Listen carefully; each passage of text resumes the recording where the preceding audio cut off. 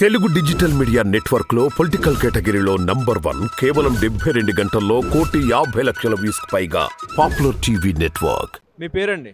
షేక్ బిలాల్. ఏం చేస్తారండి? నేను వెల్డింగ్ పని చేస్తాను. ఇప్పుడు ఇక్కడ మీ కంటైన్మెంట్ ఏరియాకు బై ఎలక్షన్ వచ్చింది. లాస్టరింత గారు మరణానంతరం ఇక్కడ ఎలక్షన్ వచ్చింది కాబట్టి ఇప్పుడు 3 పార్టీలు ప్రధానంగా రేసులో ఉన్నాయి. అటు కాంగ్రెస్ కానీ, బీఆర్ఎస్ కానీ, బీజేపీ. ఎవరు గెలుస్తారండి ఇక్కడ గెలిచేది ఒకటే గణేష్ అన్న గెలిచాడు అమ్మ. ఎందుకంటే లలిసా మేడంకి జీతి ఇచ్చినాం మేము పోయినా సారు. ఆయన జీతిన తర్వాత ఎప్పుడు రాలేదు బస్తీకి. 40 దినాలు ఉండే 3 నెలలు ఉండే ఏమో తెలియదు మనకి.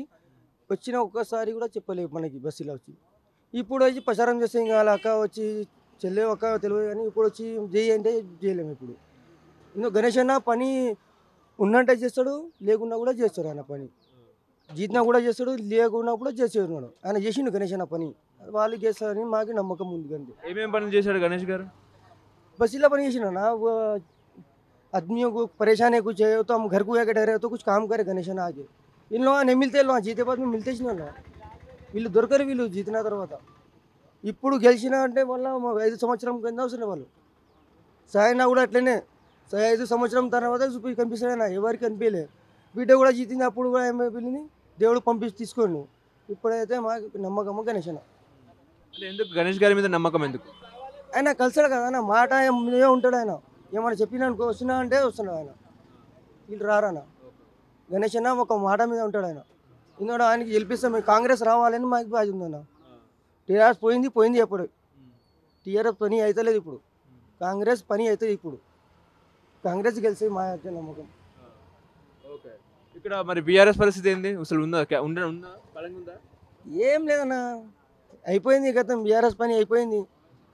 మొన్ననే పిలిపించినాము, మళ్ళీ ఎందుకు ఓడిపోయిండు? ఏం పని చేయలేము. ఇంటి నుంచి బయటకు తెలియరే. ఇంటి నుంచి బయటకు తెలియరే మేమన్నా. 1 గంట 2 గంటలు కూర్పించిను. మా బస్సులో ఉన్నారు వాళ్ళు. ఆయనకి పని చేసినాం మేమే. మాతోని కలవలే ఆమె. ఏం చేసింది మళ్ళా? దాని గురించి కాంగ్రెస్ వస్తానా 99% కాంగ్రెస్ అన్న. మనకి ఇక్కడ నుంచి కాంగ్రెస్ తెలుసానా. బీజేపీ పరిస్థితి ఎట్లా ఉంది? అది బీజేపీ ఖాళీ వస్తా పోతానా, వాళ్ళకి ఏమి వస్తుంది ఇక్కడ. ఎప్పుడు గెలవాలి, ఎప్పుడు గెలుస్తుంది. బీజేపీ అయినా లైట్ పెట్టది. ఇప్పుడు గణేష్ గారికి ఎంత మెజారిటీ వస్తుంది అనుకుంటారు? గణేష్ అన్నకి మెజారిటీ అంటే మెజారిటీతో గెలుస్తాడు ఆయన.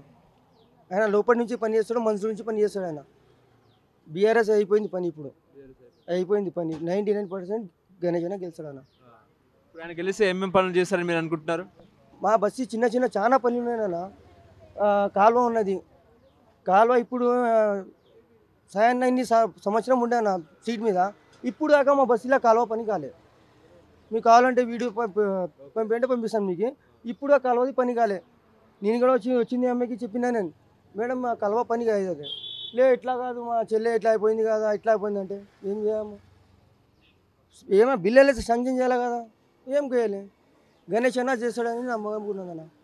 వాళ్ళకి కూడా ఒక గెలిపిస్తే మనం అర్థమవుతుంది కదా అన్న. ఫస్ట్ ఈయనకి గెలిపించినాము, వీళ్ళు ఏం చూడలే. ఆయన గెలిపిస్తే మనకి అర్థమవుతుంది. ఏమనుకుంటారు మీ కంటైన్మెంట్ ప్రజలు? ఏమనుకుంటారు అసలు? మా కంటైన్మెంట్ ప్రజలు ఒక్కటే అన్న, వీళ్ళు తింటారు, వేసేది గణేష్ అన్నకి వేస్తాడు. ఓటు గణేష్ అన్నకి వేస్తారు వాళ్ళు, అంతే. వీళ్ళు ఏమైనా చేయని ఏమైనా తిరుగుతారు. ప్రజలు 300-400 ఇస్తే అంత తిరుగుతారు. దాని తర్వాత ఓటు వేస్తామంటే గణేష్ అనే వేస్తారు. పోయినసారి బీఆర్ఎస్కి ఓటేసారుగా. వేసినాము, గెలిపించినాము. ఏం పని చేసిండ్రు?